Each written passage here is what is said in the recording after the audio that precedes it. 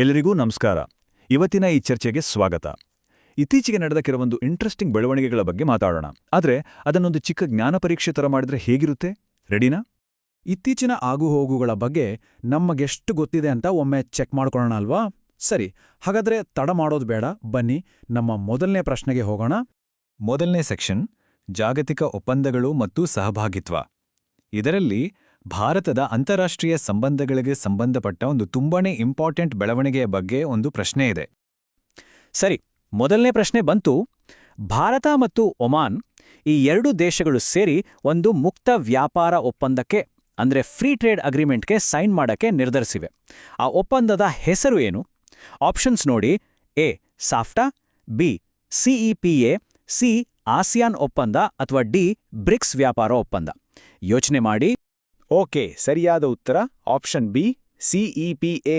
ಎಷ್ಟು ಜನ ಸರಿ ಉತ್ತರ ಹೇಳಿದ್ರಿ? ಹಾಗಾದ್ರೆ ಈ ಸಿಪಾ ಅಂದ್ರೆ ಏನು? ಇದರ full form comprehensive economic partnership agreement. ಇದರಿಂದ ಏನಾಗುತ್ತೆ ಅಂದರೆ ವ್ಯಾಪಾರ, ಹೂಡಿಕೆ, ಲಾಜಿಸ್ಟಿಕ್ಸ್ ಮತ್ತು ಎನರ್ಜಿ ಈ ಎಲ್ಲ ಕ್ಷೇತ್ರಗಳಲ್ಲೂ ಎರಡೂ ದೇಶಗಳಿಗೆ ಒಳ್ಳೆ ಬೂಸ್ಟ್ ಸಿಗುತ್ತೆ. ಅಂದಾಗೆ ಇದು ಭಾರತದ ಒಂದು ದೊಡ್ಡ ಸ್ಟ್ರಾಟಜಿಯ ಭಾಗ ಅಷ್ಟೇ. Bharat already UAE, Australia, Japan ಮತ್ತು ಆಸಿಯಾನ್ ದೇಶಗಳ ಜೊತೆ ಇದೇ ಥರದ ಅಗ್ರಿಮೆಂಟ್ಸ್ ಮಾಡ್ಕೊಂಡಿದೆ. ಅಷ್ಟೇ ಅಲ್ಲ, EFTA ದೇಶಗಳ ಜೊತೆ ಟೀಪಾ ಅನ್ನೋ ಒಪ್ಪಂದಕ್ಕೂ ಸೈನ್ ಹಾಕಿದೆ, ಗೊತ್ತಾ? ಸರಿ, ಈಗ ಡಿಫೆನ್ಸ್ ಸೆಕ್ಟರ್ಗೆ ಸಂಬಂಧಪಟ್ಟ ಒಂದು ಪ್ರಶ್ನೆ. ಡೆಸರ್ಟ್ ಸೈಕ್ಲೋನ್ 2 ಅಂತ ಒಂದು ಜಾಯಿಂಟ್ ಮಿಲಿಟರಿ ಎಕ್ಸರ್ಸೈಸ್ ನಡೆಯುತ್ತೆ. ಇದು ಭಾರತ ಮತ್ತು ಇನ್ನಾವ ದೇಶದ ನಡುವೆ ನಡೆಯೋದು? ಇದಕ್ಕೆ ಉತ್ತರ ಭಾರತ ಮತ್ತು ಯುನೈಟೆಡ್ ಅರಬ್ ಎಮಿರೇಟ್ಸ್ ಅಂದ್ರೆ UAE. ಇದು ತುಂಬಾನೇ ಪ್ರಮುಖವಾದ ಒಂದು ಡಿಫೆನ್ಸ್ ಪಾರ್ಟ್ನರ್ಶಿಪ್ ಅಂತ ಹೇಳಬಹುದು. ಈ ಎಕ್ಸರ್ಸೈಸ್ನ ಮೇನ್ ಉದ್ದೇಶ ಏನಂದ್ರೆ ಎರಡೂ ದೇಶಗಳ ಸೇನೆಗಳ ನಡುವೆ ಕೋಆಪರೇಷನ್ ಮತ್ತೆ ಪರಸ್ಪರ ಕಾರ್ಯಸಾಮರ್ಥ್ಯವನ್ನು ಜಾಸ್ತಿ ಮಾಡೋದು. ಇದು ಡಿಸೆಂಬರ್ 18ರಿಂದ 30ನೇ ತಾರೀಕಿನವರೆಗೆ ಅಬುದಾಬಿಯಲ್ಲೇ ನಡೆಯುತ್ತೆ. ಇದರಲ್ಲಿ ಭಾರತದ ಕಡೆಯಿಂದ ಮೆಕನೈಸ್ಡ್ ಇನ್ಫ್ಯಾಂಟ್ರಿ ರೆಜಿಮೆಂಟ್ನ 45 ಜನ ಮತ್ತು UAE ಕಡೆಯಿಂದ 53ನೇ ಮೆಕನೈಸ್ಡ್ ಇನ್ಫ್ಯಾಂಟ್ರಿ ಬೆಟಾಲಿಯನ್ ಭಾಗವಹಿಸ್ತಿದ್ದಾರೆ. ಸರಿ, ಮುಂದಿನ ಸೆಕ್ಷನ್ಗೆ ಹೋಗೋಣ. ಈಗ ನಾವು ಸೈನ್ಸ್, ರಿಸರ್ಚ್ ಮತ್ತೆ ಎನ್ವಿರಾನ್ಮೆಂಟ್ನ ಇಂಟ್ರೆಸ್ಟಿಂಗ್ ಪ್ರಪಂಚಕ್ಕೆ ಹೋಗ್ತಾ ಇದ್ದೀವಿ. ಇಲ್ಲೂ ಕೂಡ ಕೆಲವೊಂದು ಇಂಪಾರ್ಟೆಂಟ್ ಅಪ್ಡೇಟ್ಸ್ ಇವೆ, ನೋಡೋಣ ಬನ್ನಿ. Okay, next question. ರೀಸೆಂಟ್ ಆಗಿ ಶಾಂತಿ ಬಿಲ್ 2025 ಅಂತ ಪಾಸ್ ಆಯಿತು. ಇದರ ಮುಖ್ಯ ಉದ್ದೇಶ ಏನು? ಇದಕ್ಕೆ ಸರಿಯಾದ ಉತ್ತರ ನ್ಯೂಕ್ಲಿಯರ್ ಪವರ್ ಜನರೇಷನ್ನಲ್ಲಿ ಪ್ರೈವೇಟ್ ಸೆಕ್ಟರ್ ಕೂಡ ಭಾಗವಹಿಸೋಕೆ ಅವಕಾಶ ಕೊಡೋದು. ಇದು ನಿಜಕ್ಕೂ ಭಾರತದ ಎನರ್ಜಿ ಸೆಕ್ಟರ್ನಲ್ಲಿ ಒಂದು ದೊಡ್ಡ ಗೇಮ್ ಚೇಂಜರ್. ಇದು ಇಂಡಿಯಾದ ನ್ಯೂಕ್ಲಿಯರ್ ಎನರ್ಜಿ ಪಾಲಿಸಿಯಲ್ಲಿ ಒಂದು ಐತಿಹಾಸಿಕ ಹೆಜ್ಜೆ ಅಂತಾನೆ ಹೇಳ್ಬೋದು. ನೋಡಿ, ಈ ಶಾಂತಿ ಬಿಲ್ಲಿಂದ ಏನಾಗುತ್ತೆ ಅಂದ್ರೆ ಪ್ರೈವೇಟ್ ಕಂಪನಿಗಳು ಕೂಡ ನ್ಯೂಕ್ಲಿಯರ್ ಪವರ್ ಪ್ಲಾಂಟ್ಗಳನ್ನು ಆಪರೇಟ್ ಮಾಡ್ಬೋದು. ಇದರಿಂದ ಈ ಕ್ಷೇತ್ರಕ್ಕೆ ಫಾರಿನ್ ಡೈರೆಕ್ಟ್ ಇನ್ವೆಸ್ಟ್ಮೆಂಟ್ ಅಂದ್ರೆ FDI ಬರೋಕೆ ದಾರಿ ಮಾಡಿಕೊಟ್ಟ ಹಾಗಾಗತ್ತೆ. ಇಲ್ಲಿ ಇನ್ನೊಂದು ಇಂಪಾರ್ಟೆಂಟ್ ಪಾಯಿಂಟ್ ಇದೆ. ಏನಾದರೂ ಹೆಚ್ಚು ಕಮ್ಮಿ ಆದರೆ ಆ ಪ್ಲಾಂಟ್ನ ಆಪರೇಟರ್ ಜವಾಬ್ದಾರರಾಗಿರ್ತಾರೆ. ಆದರೆ ಆ ಜವಾಬ್ದಾರಿ ಪ್ಲಾಂಟ್ನ ಕೆಪಾಸಿಟಿಗೆ ಮಾತ್ರ ಸೀಮಿತವಾಗಿರುತ್ತೆ. ಮತ್ತೆ ನ್ಯೂಕ್ಲಿಯರ್ ವೇಸ್ಟ್ ಮ್ಯಾನೇಜ್ಮೆಂಟ್ ಮಾತ್ರ ಪೂರ್ತಿಯಾಗಿ ಸರ್ಕಾರದ ಕಂಟ್ರೋಲ್ನಲ್ಲೇ ಇರುತ್ತೆ. ಸರಿ, ಈಗ ಒಂದು ಜಾಗ್ರಫಿ ಹಿಸ್ಟ್ರಿ ಮಿಕ್ಸ್ ಆಗಿರೋ ಪ್ರಶ್ನೆ.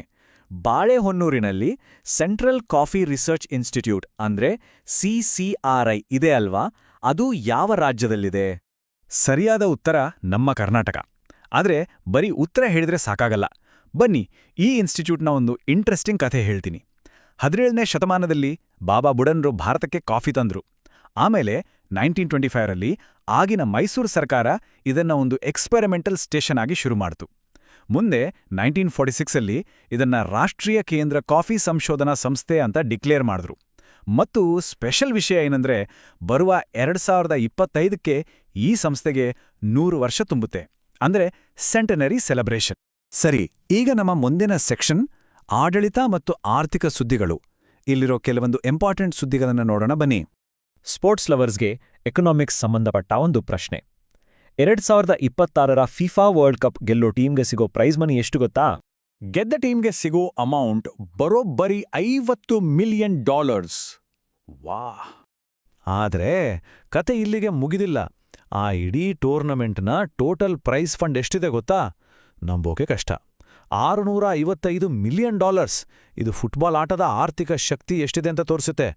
ಈಗ ದೆಹಲಿಯ ಏರ್ ಪೊಲ್ಯೂಷನ್ ಬಗ್ಗೆ ಒಂದು ಇಂಪಾರ್ಟೆಂಟ್ ವಿಷಯ.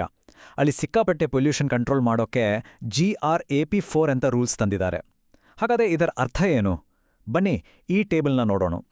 ಪೆಟ್ರೋಲ್ ಕಾರ್ಗಳ ವಿಚಾರಕ್ಕೆ ಬಂದರೆ BS3 ಮತ್ತೆ ಅದಕ್ಕಿಂತ ಹಳೆಯ ಮಾಡೆಲ್ಸ್ಗಳಿಗೆ ರೆಸ್ಟ್ರಿಕ್ಷನ್ ಇದೆ. ಆದರೆ ಡೀಸೆಲ್ ಕಾರ್ಗಳ ವಿಷಯದಲ್ಲಿ ರೂಲ್ಸ್ ಇನ್ನೂ ಸ್ಟ್ರಿಕ್ಟ್. ಕೇವಲ BS6 ಗಾಡಿಗಳಿಗೆ ಮಾತ್ರ ಪರ್ಮಿಷನ್. BS4 ಮತ್ತೆ ಅದಕ್ಕಿಂತ ಹಳೆಯ ಡೀಸೆಲ್ ಗಾಡಿಗಳು ಕಂಪ್ಲೀಟ್ ಆಗಿ ಬ್ಯಾನ್ ಆಗಿವೆ.